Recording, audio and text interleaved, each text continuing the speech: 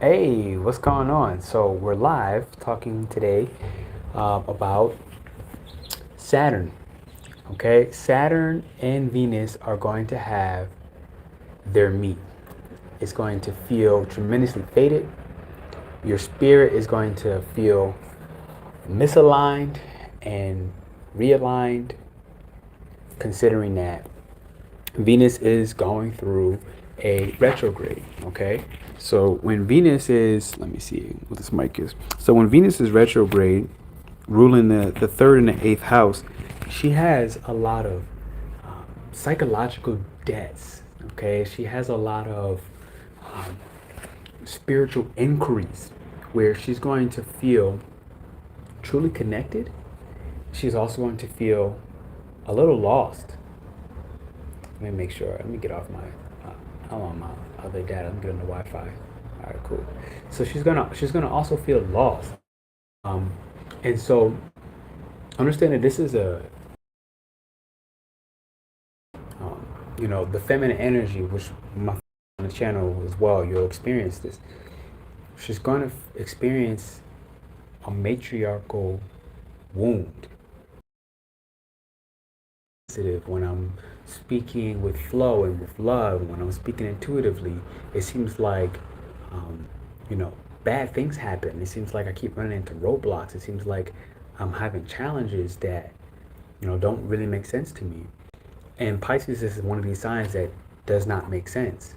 And so here's the thing, because she's Venus conjunct Saturn, because she is having both her rulers, okay, modern and past times, being Neptune, which is currently and brand new in Aries, and Jupiter, which is, has been there for a little while, and Gemini. These are two masculine energies that's trying to help her see with clarity, all right, through what are the reoccurring traumas and dramas and sticky energies that you've had to face when it comes to your finances, when it comes to earning money that actually feels spiritually aligned, earning what you feel you deserve and what you want to last for a long, long time. Hit the thumbs up. How do you earn these things while still staying aligned with your spirit? And one of the things is Pisces is a tremendous sign of trust.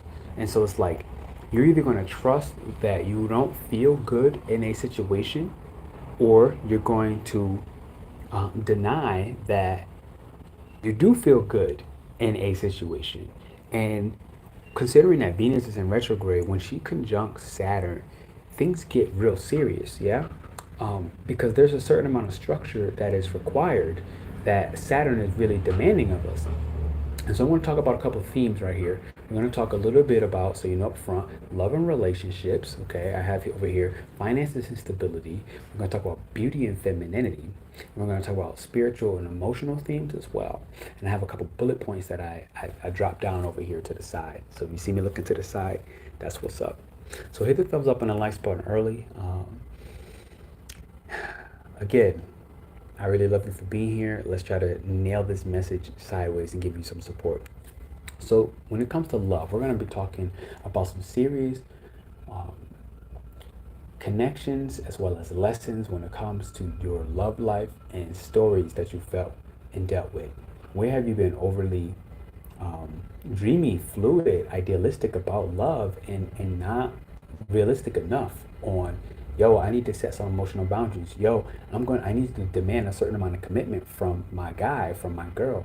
I need to state some very clear, because Venus is ruling the third house, and so when she conjuncts Saturn, the third house part of Venus is about having these spontaneous recognitions, these spontaneous moments of communications with alternate life forms, with the Atlantean versions of your spirit, with the Lemurian matriarchal versions of harmony and divinity. Venus has recently gone through the underworld, and she had to go dig into her subconscious and do some deep psychological and spiritual research on, through all my lives, what have I accepted that wasn't worth my time. It wasn't worth the trauma. It wasn't worth the difficulty. It wasn't worth the investment of my energy, the investment of my thoughts. It wasn't worth me paying rent to have this cycling thought in my head that doesn't bring me justice. And Saturn is like, look, like, let's bring you some reality here, ruling the 10th and the 11th house through community, okay? Through you choosing a legacy, choosing impact and service over external recognition, okay? Over, you know, like having moments where you require a spine. And when I say require a spine, I'm saying it's like you're going to choose the old, which is something very familiar, it's very easy, it's very predictable, or you're going to choose the new, which is complex, it's not traversed, it's unknown. And this is Neptune in Aries, right?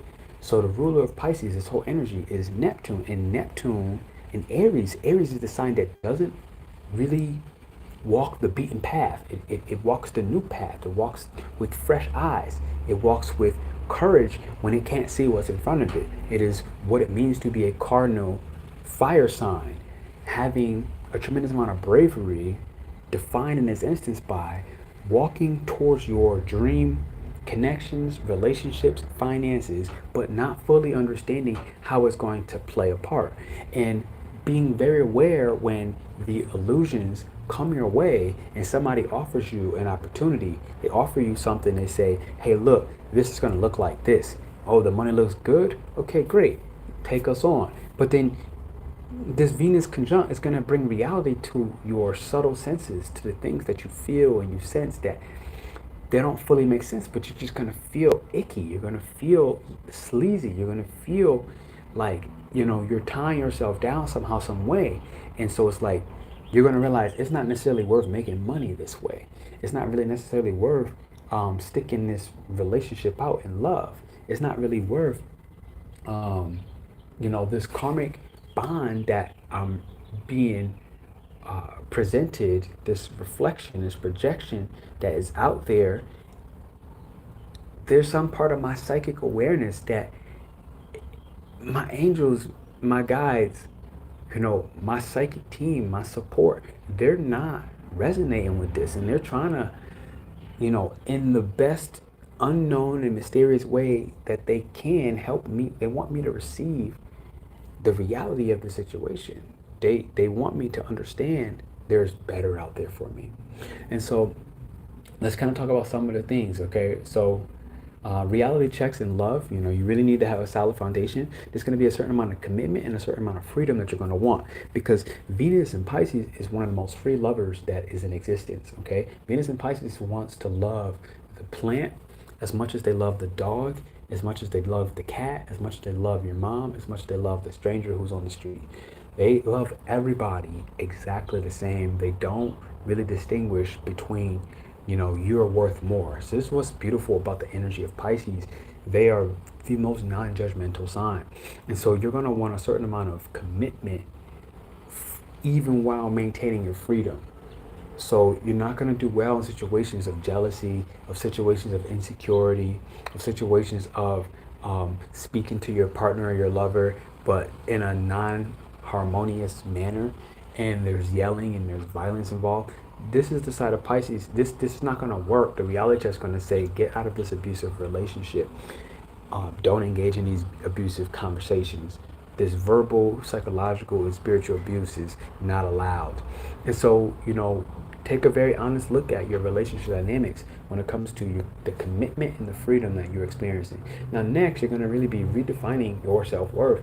And a lot of this is because, again, Neptune is in Aries, the ruler of Pisces. And so Aries is always and consistently striving to become better, to improve. It is consistently taking on challenges that, its identity, meaning the foods that it eats, the music that it listens to, and everything that is attached to, the conversations that it's willing to have, how it's allowed others to talk to it or not. These will go through a redefinition of 14 years from Neptune in Pisces is now in Aries. The next 14 years, you're at the brand new, at the front door. You're in a new step of re-identifying who am I and how do I dream myself to be? And do my actions match the dream? So when Neptune was in Pisces, it's not a sign of action at all. It's like, okay, let me get the ideals in play. Let me really take a moment to try to expand, at a deep psychological level, the concepts of what this could look like. And now while Neptune is in Aries, who's ruling this Venus conjunct Pisces, okay, this Venus Saturn conjunction in Pisces is like, we now need to take action on these things because we no longer can think and dream about what it is. We've had the dream already. We need to act on it and see what sticks, what works, and what doesn't. And now next, you're going to see, again, like I said, a lot of karmic relationships are going to feel faded, teaching you deep emotional and spiritual lessons. They're going to bring a lot of emotional maturity, and they're going to test your patience. They're going to see if you are willing to pass the test and stay faithful and stay true. Because again, Pisces is a sign of divine faith. It is a sign of tremendous trust in what you cannot see and what you cannot predict, and what will spontaneously be delivered in your lap if you did decide to trust it. So other than that, you'll see on a whole nother category, a little bit on this stage about beauty and feminism and what it means to accept your, most judged assets, whether you are judging your debt, whether you are judging your current income versus what you need to pay out, whether you are judging the investments that you have made in your immediate environment as for, right, like this is an investment in my immediate environment. I bought this yesterday, for example. It's like investing in beautiful things. For me, this is a very beautiful plant. And Venus conjunct Pisces is like, look, we need to bring what you deem beautiful into your immediate environment and do it with action. Don't just think about it. So it's like, I thought about I wanted something like this before I went there, and then I went and got it and I put it in my immediate environment. So these are things that are going to be happening because again, the first time this is going down is April, I should have said this earlier, April 7th, when Venus is kind of doing this retrograde motion, it's going backwards. Hit the thumbs up. Thank you. I appreciate you. Venus is going retrograde, so she's going back. And she's saying, during the retrograde, are you taking, okay, the spontaneous action and asserting yourself in a way where you are physically dealing with what is stuck emotionally that is not as obvious? And so literally what I'm saying is beautify your environment. That's a plant for me. It may be something completely different for you. All right.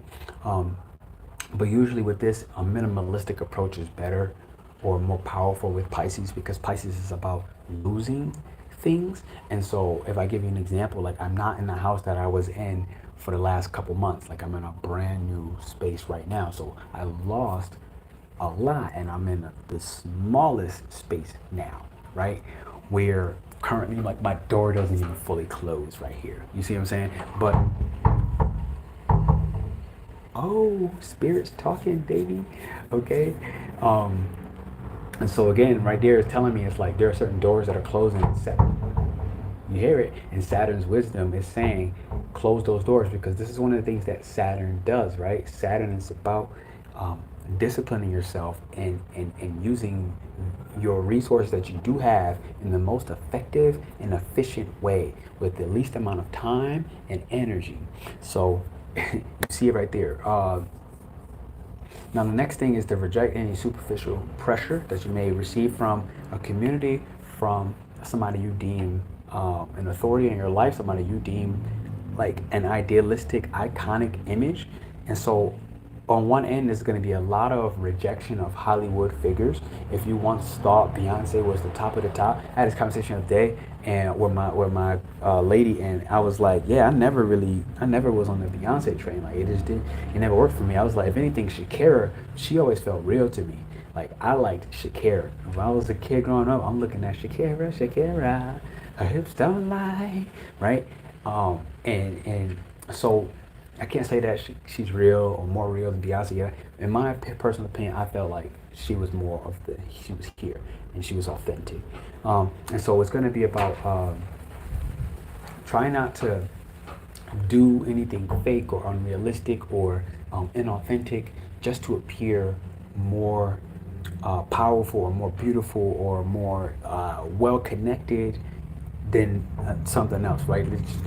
Just don't do that. Like, it's not gonna work very well because Pisces is about loss. So it's like anything that's not real will be lost right now. So again, Hollywood's gonna see during this conjunction a tremendous ooh wee. I wonder on the chart where what house is being affected in Hollywood, for example, because again, Neptune represents Hollywood, but we're now officially in Aries, and Aries is that really authentic, bold, and courageous light that's gonna speak up and say what's true in the moment on the spot. And so the last major category I have for you right here is some spiritual and emotional things that we're going to be going through, and kind of bring you right back to Neptune and Aries, okay? Breaking away the illusions, right? There's a certain amount of real world accountability that Saturn is going to require while Venus is in Pisces. When it comes to, again, this is the 10th and the 11th house, when it comes to you just releasing who you thought was a boss, who you thought was a don, somebody that you felt was better than you in a position that was higher than you, someone who had more authority than you. You're really letting this stuff go, and you're getting very worldly with yourself, very realistic on, you know what, Neptune Aries is like, I'm the boss, like I'm the one that I've been waiting for. I'm the king in this situation. I'm the queen in this situation. And so it's like, you know, comment that in the chat, like I am the queen in my own life, like I am the governor of my own existence, and find yourself in a powerful position with the clashes that you may face with idealizing another person, when in reality you see this door, when in reality you see yourself as that person. And so just be realistic with it. Now the other ruler here is Jupiter in Gemini, and there's going to be a little bit of intellectual versus emotional growth, right? And so this is one of the keys where the expansion of wisdom, the expansion of love, the expansion of finances is going to happen in this. It's being asked to happen a little bit more through logic rather than through owning your emotions or being overly emotional or just having your emotion all over the place. It's going to be having us kind of psychoanalyze, but from a logistical standpoint, does this make sense? Does earning money like this, does me increasing my bank account, does me increasing my relationships and connections and authority in the spaces that I deem necessary, powerful, desired, does me increasing in this way make sense? All right, or am I just feeling like this is going to be something good, or does the Excel sheet say yes? Have I organized, you know, my documents, my conversations, my emails? Have I been talking and spreading information about what I care about, what I love, in a way that actually makes sense?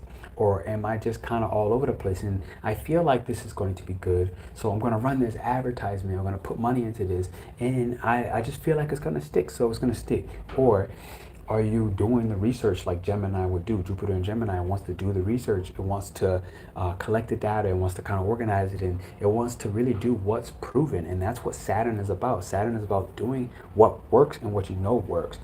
And how you do that is by talking to people who have done what you want to do in your life, and it has worked for them. So that's going to be like pretty much a yes or no. It's going to be clear as day. It's not going to be much fluctuations or, you know, if, ands, or buts in between. Gemini is a sign of truth, and Jupiter likes to spread the truth.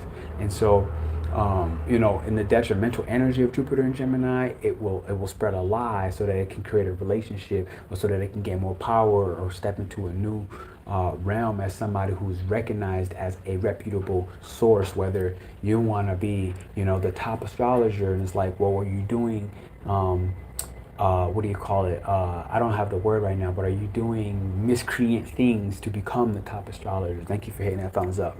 Are you doing, you know, are you lying to get your way up there? Are you creating collaborations with others that you don't even like, but you know that it'll give them, you don't even like these people, but you know that it'll put you and raise your numbers up?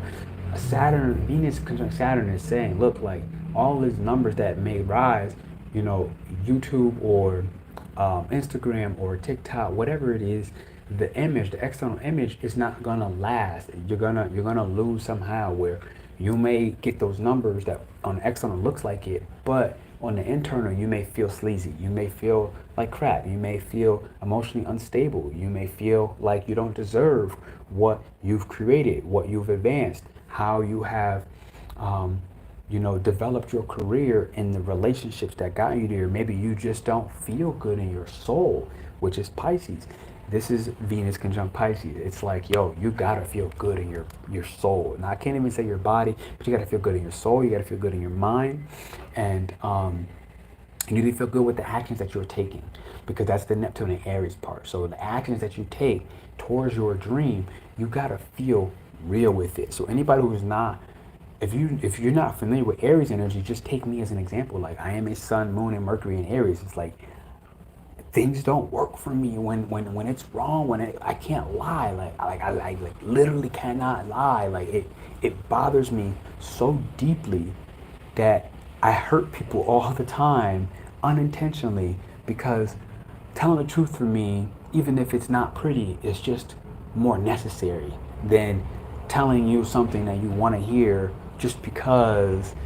And this happened to me today. I had on a phone call, and like I was almost being pressured to tell somebody what they wanted to hear so that they can lie to others, but I kept saying the truth, and it was a weird. It just didn't feel right. It was a weird dynamic. It's like, why would you want me to say that? Like, and I'm questioning this person of like, but this is my real name. Like, but this is the truth. And they're like, and she was saying, without saying, no, but we don't really want the truth. We just want what keeps people hooked. And I'm like, and I got off that phone call and I was like, because she didn't say this, right? It was Piscean, right? It was like mysterious. And it's like, I got the phone call and I'm like, that didn't feel right. And we got to listen to this, because again, this is the first part where now we're in retrograde. So April 7th is when it first starts, and then it'll go until April 24th when we kind of leave out of the retrograde. So we got to be very genuine, very serious with these themes, all right? The people that we're connected with. And so the last thing is really going to be a lot about healing the feminine wound. All right, any past relationship, any disappointments, we got to really kind of check in with them during this retrograde phase. Thank you for that thumbs up. I appreciate you. We got to check in with them during this phase with maturity, and not acting like the victim, not acting like the martyr, not acting like you didn't have a choice to choose power. Because again, Neptune is in Aries right now, and Aries is concerned with becoming powerful. It is concerned with gaining attention, and we have to be careful with the delusion part of Neptune, that we don't gain attention at any and all costs. We don't gain attention at sacrificing who we truly are and what we truly feel is worth our efforts, is worth us, our honesty, is worth our integrity. So these are challenges that Aries deal with. We have to be very and tremendously intentional with each and every way in which we attract growth and abundance and love ourselves more than we love the attention that we may gain by doing something, like a miscreant, doing something like a little hoe. I'm sorry, I'm sorry to say it. Like, when you hit the door, like, I ain't really want to say it, but that's the Aries part of me. It's like, don't be a hoe, okay? Like, don't sell your booty cheeks on the world stage for something that you're gonna lose anyways, because that's Venus conjunct Saturn, okay? Like literally, this is Venus conjunct Saturn. It's like, yo, you're gonna get the money, okay? You're gonna get the investment. You're gonna get your return on all the gains that you deserve, and that's what the 10th house part of Saturn is. That the Saturn in Pisces is ruled by the 10th house, and it's like, look, what you put in, you will get back. All right, what you put in will multiply. What you put in will return tenfolds on your investment, and it will bring you to the 11th house, where you're going to have so much that life is going to force you to kind of give it back and share it in all these different networks and communities, and ultimately, again, share what is the dream that is worth dreaming. What is the dream that's so scary that you don't want to share with other people, that you are afraid of the judgment. And again, Saturn wants us to get very real with what is the judgments that I'm afraid of when it comes to sharing my truest and most authentic passions.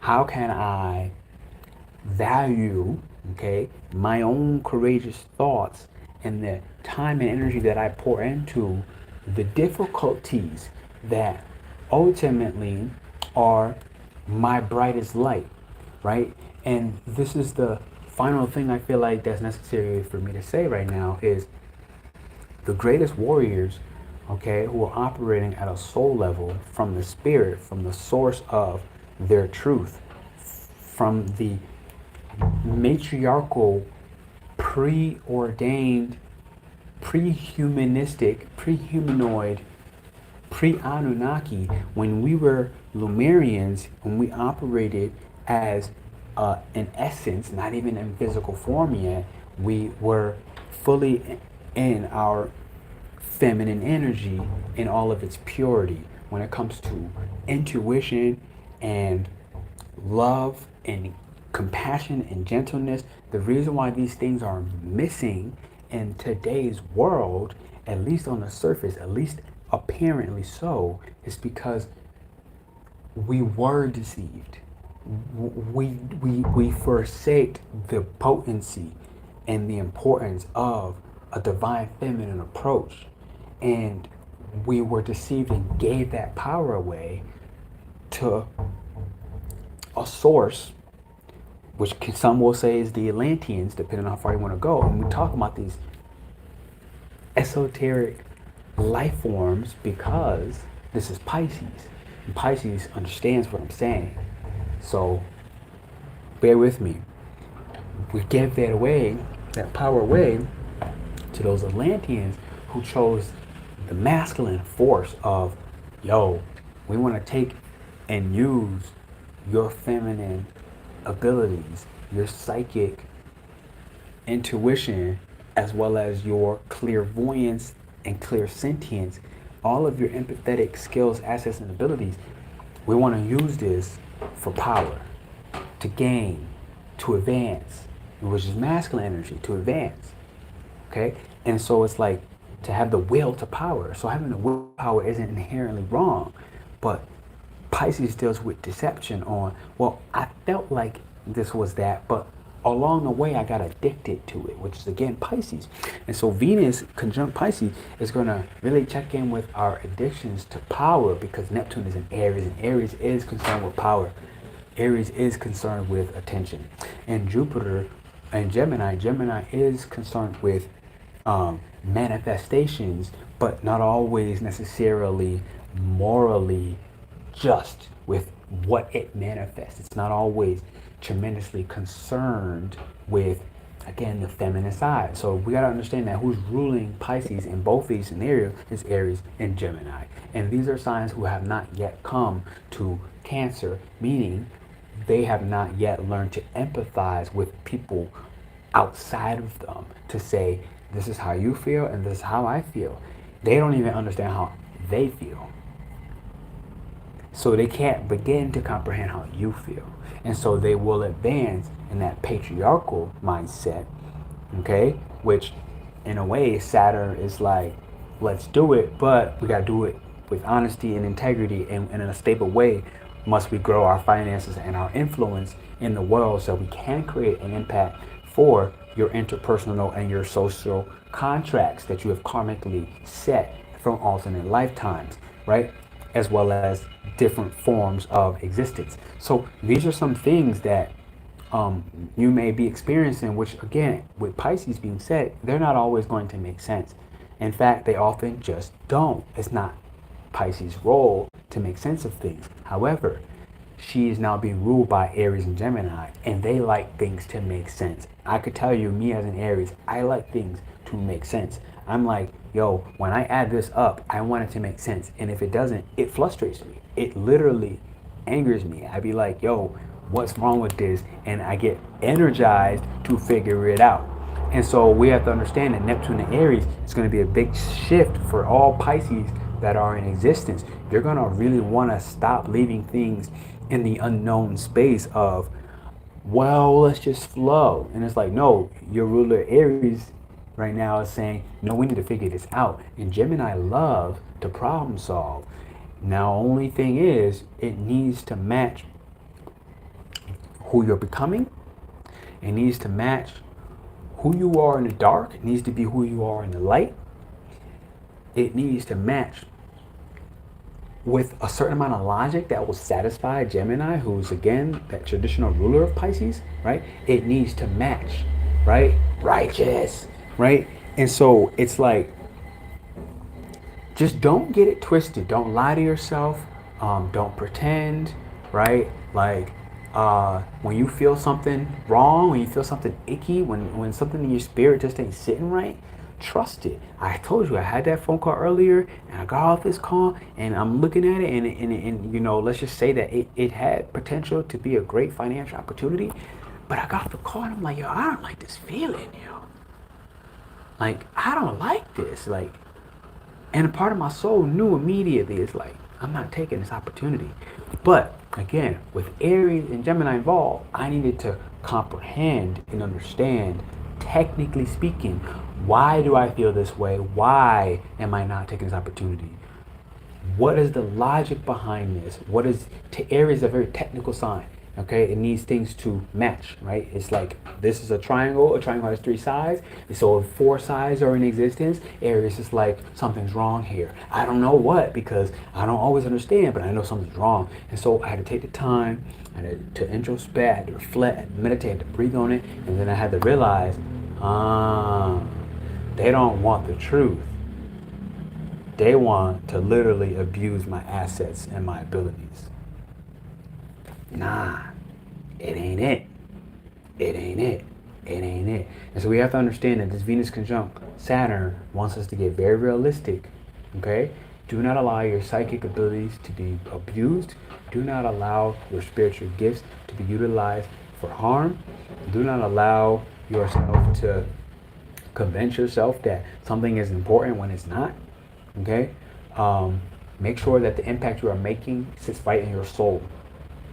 This is the key. We must embrace the feminine energy, men and women, on this particular aspect. April 7th is when it first starts this conjunction. Retrograde will go, and April 24th it'll come.